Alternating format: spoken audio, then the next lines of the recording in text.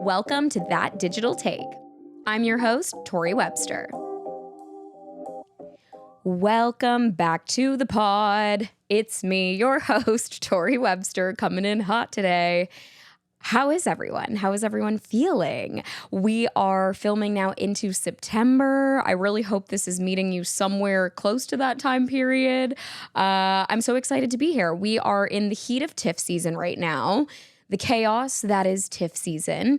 It's a really exciting time for me. I mean, you guys know I'm someone that came up in the traditional film and TV world. So I don't know if it's that I have a soft spot for film and TV, or if it's that I'm just passionate about seeing new films, or if it's that I love the celebrity of it all or the red carpet of it all.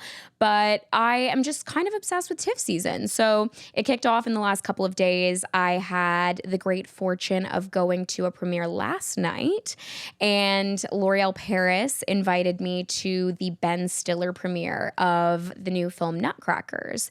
It was very cute, I have to say. So what I like about TIFF is you get the real behind the scenes of these films, and the director came out on stage before the film started and gave a nice little tidbit and kind of the bits and bobs of why this film was actually made.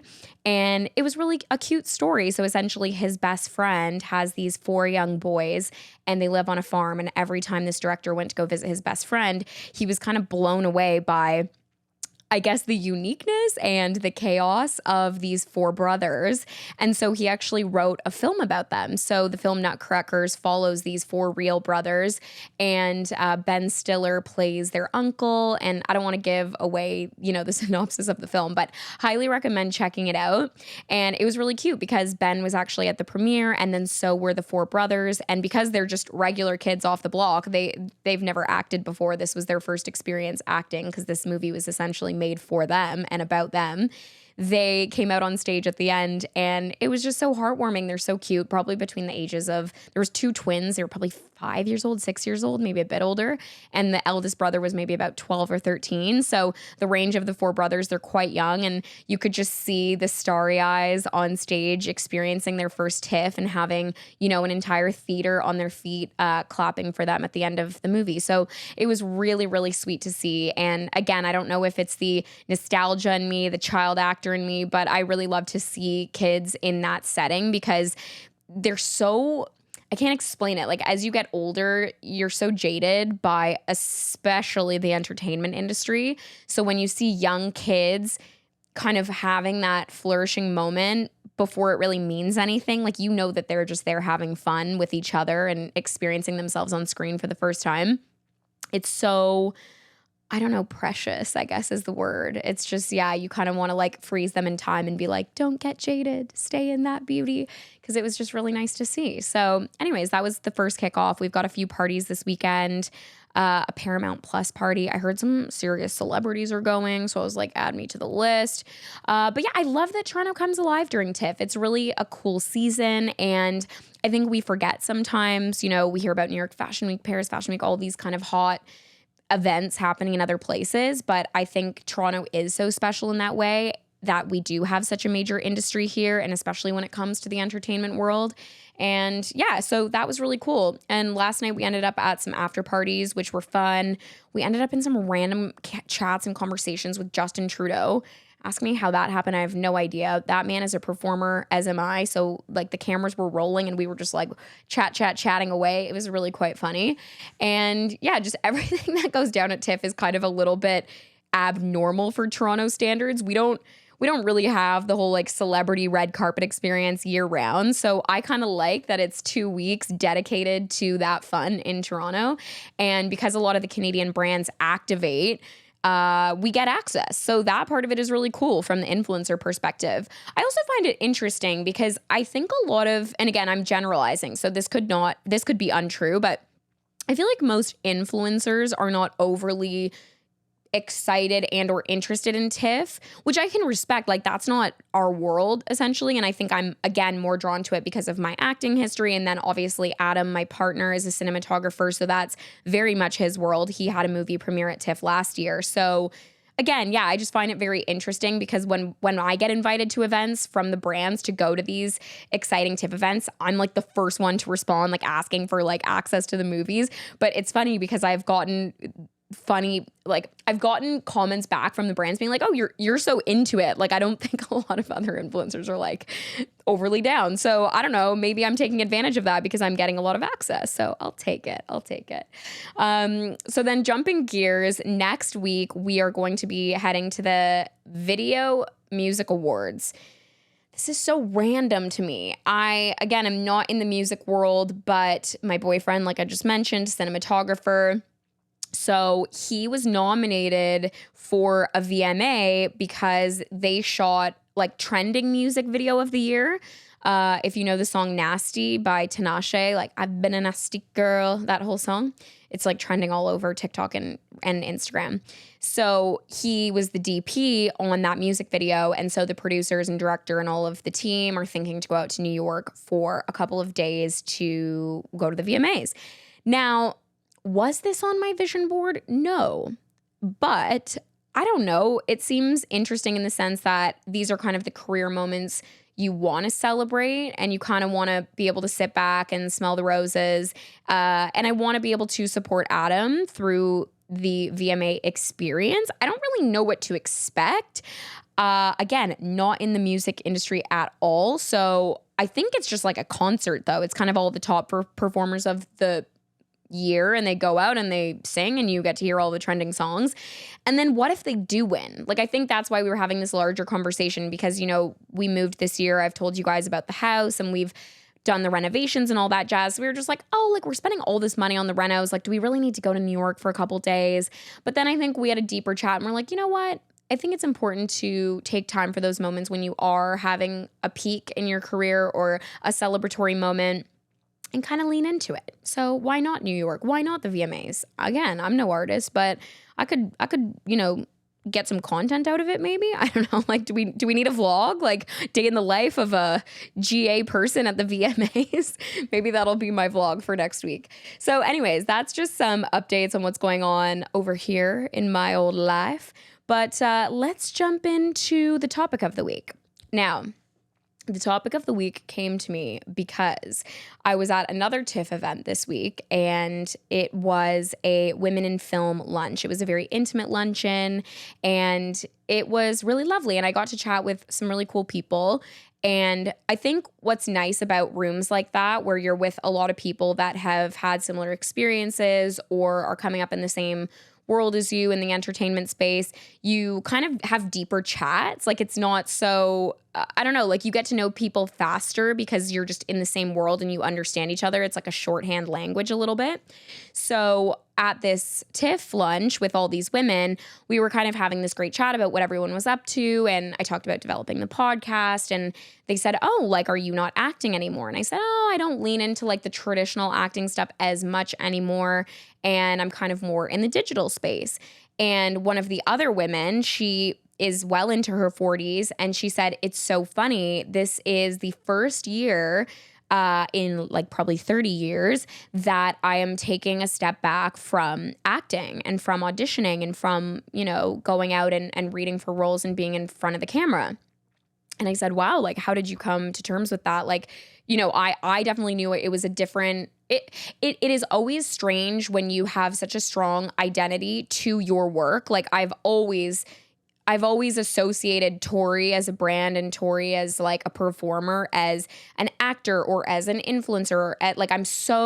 My identity to me is so tied to my work, which I, again, don't think is healthy. I'm working on that, but it's just a very natural progression, I think, when you're really motivated to do well and you're a bit of a workhorse and like obsessed with work, it kind of comes naturally.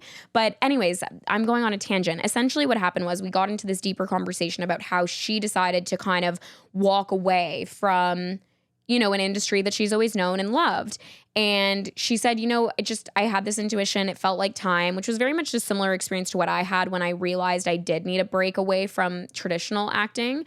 I think the most important part when it comes to any of this work is that you're having fun and that it feels right in your body. And I think especially with acting, that if you're phoning it in or if it feels fake, like, it's probably time to take a break because everyone can tell, like, it just doesn't feel authentic. It doesn't feel real. So she said she was having a bit of a similar experience and that she was busy with other things and she just wanted to take a break. And she said, you know, the biggest part is the constant rejection. And I said, yeah, I relate to that. And then another actor kind of piped in and she said, yeah, I had a really slow year. You know, I booked one role in 9 months. And that is the reality, unfortunately, of this industry. So for the topic of the week today, I wanted to talk about managing rejection in this industry. Because as we know, there's always a flavor of the week. Sometimes you're hot, sometimes you're working right, left, and center, and then sometimes you're just not. And that is just very real. And the same is true, of course, as actors, but also the same is true in digital. Like sometimes you have influencers that are just trending and of the moment, and they're busy and they're working and they're on every campaign. And then you have another season where it's slower. And that word came up a lot actually at that lunch. We were talking about seasons. Like there's seasons for when you're on top. There's seasons for when things are slower. And I think it's interesting because I think when people think about being an actor or even now influencer, we think of money, we think of fame, we think of, you know, directors or brands sending us scripts and calling us up and booking us year round and having this consistent work. And I think the reality is that is not always true. And I think what actually is being a creative or being an actor or being an influencer is constant rejection, auditioning, you know, waiting for the right project, saying no to things, and then constantly investing our own time and money into ourselves to bring these dreams to life. I mean, like this podcast is a great example of that. It's like when you want to do something and it's just for you, it means going back to ground zero and kind of building it out yourself. You're not waiting for a director to hand you a job or a writer to say, hey, here's a script. It's creating work for yourself, right? So anyways, all that to say, in my career, in all my years of auditioning and all my years of being a creator, sometimes the no's can get you down, right? Like there gets to a point where that you can only take so many no's. I think there is something to that before you kind of start to feel like, is it me? Like, is something wrong? Do I need to pivot? And I think I kind of go back to these 5 practical tips when it comes to dealing with rejection in the entertainment industry. So I want to share them with you and hopefully we can kind of ruminate on these and build out this list to kind of help us when we're in times of disarray or times of unemployment when it comes to entertainment. So number 1 is, and I really do try to remember this one, understanding that rejection is just genuinely a part of the process, right? Like we are in an industry where rejection is common. One person lands the job when it comes to the acting industry. Sure, the influencer industry, there's a bit more opportunity, but you know, even the most successful people face rejection on a campaign, a role. We have to remind ourselves that this is not personal literally at all. It actually often, and again, I go back to this a lot, it has nothing to do with your talent. Sometimes it's just a vibe. Sometimes they're just looking for a brunette versus a blonde. Like we don't know, right? So this is a numbers game. And that's what I always have to remind myself. It's about reps. How many times can I just like get in the room and how many times can I just like have a meeting with another brand rep or another, you know, PR rep that can build my network? All of these no's, like when I'm pitching brands, if they say no, when I'm on an audition and they say no, all of that gets you hopefully closer to a yes down the road. And let's be real, like for even if it's 100 no's, getting one yes is pushing you in the right direction. So I think that's important to remember. And I have to remind myself a lot about that like sometimes brands are just leaning in a certain direction. It's really not about me. They may actually really like my work, but they just are going in a different direction that time around. And I think to add one more layer to that, it's very difficult when you see your peers succeeding. So, and I know we've chatted about this in previous episodes about kind of, you know, comparison being the thief of joy and being really careful about how we monitor ourselves as we compare ourselves to other performers, actors, influencers in the industry. I think it's really important that we kind of stay in our own world, in our own vision. And that can be extremely difficult. So I'm with you on that. I just want to say like, we're working through this together. It's not a perfect, this is not a perfect recipe. It's just things that can remind ourselves like, okay, I've got this. I'm still fucking talented. Don't worry. Okay. So number 2, seek feedback, and then learn from it. This is a really good one. So if you can ask for constructive feedback when it comes to auditioning or pitches or anything in the entertainment industry that you're after, even if you're a photographer, like if you're not getting booked for that job, if you're a cinematographer not being booked for that job, like let's focus then on improving our skills and our approach the next time versus letting it get us down. Because I think ultimately this helps us grow. It also helps us redefine our crafts, and it makes us way better prepared for that next opportunity to come down the pipeline, right? So you can be really candid about it. Like sometimes if I've had a campaign where I feel like, I don't know if they were like super stoked on that, I think it's totally fine to go back to teams and say, hey, do you have any constructive feedback for me? Was there something I could work on that would help this process? Did you like the creative? Did you like dealing with me? Did you like dealing with our negotiation tactics? Like, I think getting real feedback from people and not letting it go to heart and being really resilient about taking feedback can actually make you a much better creative and also a better like self-employed person, like baseline. Being able to take feedback is so important, especially in a creative industry. When you think about working with directors, when you think about working with brands, you cannot take it personally. Everybody has a different approach, and let's learn from it as opposed to letting it kind of, ruin our confidence. So number 3, let's chat about now what I just was speaking about, which is resilience. So developing resilience and then taking care of yourself and implementing those self-care habits is so important. I think building mental toughness in this industry is important and focusing on what you can control. So again, if I can control the content that I'm putting out weekly, I need to focus on that output. I can't focus on why am I not getting booked on these campaigns or booking that role or getting that experience to walk that red carpet or whatever the example might be, right?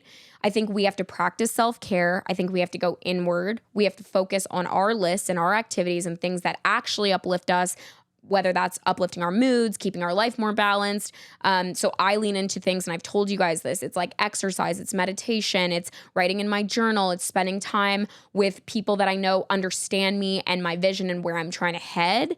And I think not losing track of the things that we can control. And I think I always go back to that when you are self-employed and when you are the one responsible for the bottom line ultimately at the end of the year.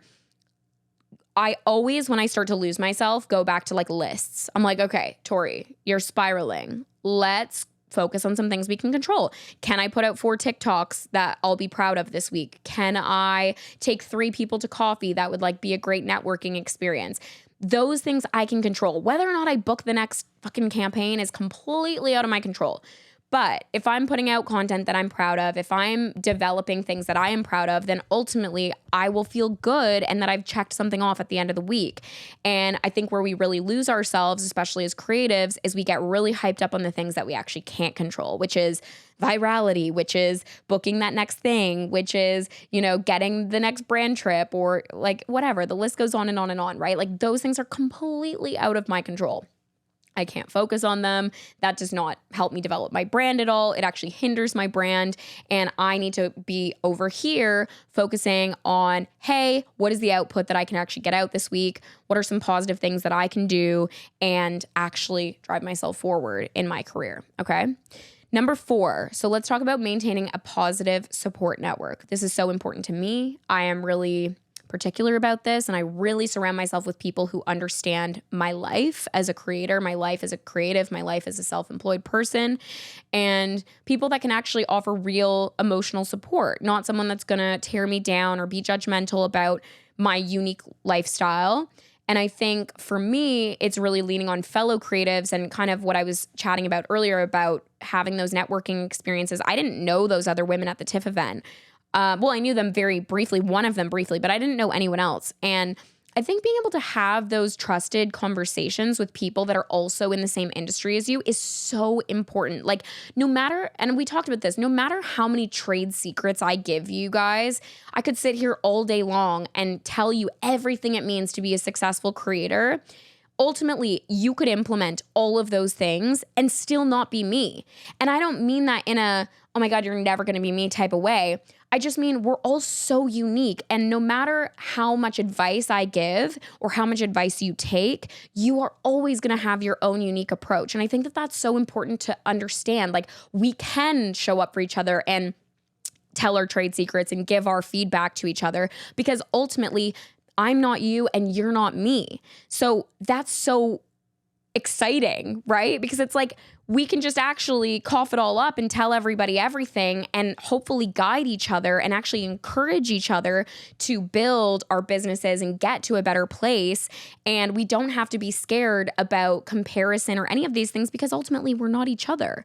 So I don't know, that was just a nice like feeling to have and to remember, because I was like, you know what? I'm not you, you're not me. Like, I could tell you my trade secrets all day long, and we are never going to produce the same work. We are never going to land in the same place, because ultimately we are unique people with our own unique talents and skills. So yeah, that's like a very peaceful feeling. All right, number 5, and this is the last. This is stay focused on the long-term vision. Now again, difficult to implement sometimes, I think, especially in an industry that is at such a fast pace where we're constantly outputting content, or we're constantly doing auditions, or we're constantly, working on other people's work. It's hard to keep in mind the ultimate goal. I think rejection, we have to remember, is the stepping stone, right? We have to stay persistent. We have to keep working on our craft. We have to ultimately stay focused on what that final vision is. And that final vision is going to feel so different for everyone. Like, maybe for you, it's being on a TV show. Maybe for me, it's, I don't know, like winning an Oscar. I've never like reimagined that, but like, yeah, maybe I want an Oscar one day. Who knows, right? So I think we just have to remember that there is ultimately a big pillar at the end of this. Maybe it's not a gold award, but it's something, right? It is something we're all working towards, and having that final vision is more important than tomorrow's vision, right? I think the perseverance over time, rather than that instant recognition, is at utmost importance for all of us to remember, especially when we're in those moments of feeling that failure or feeling that rejection. We just have to keep going, because that's how we get to our greatest potential.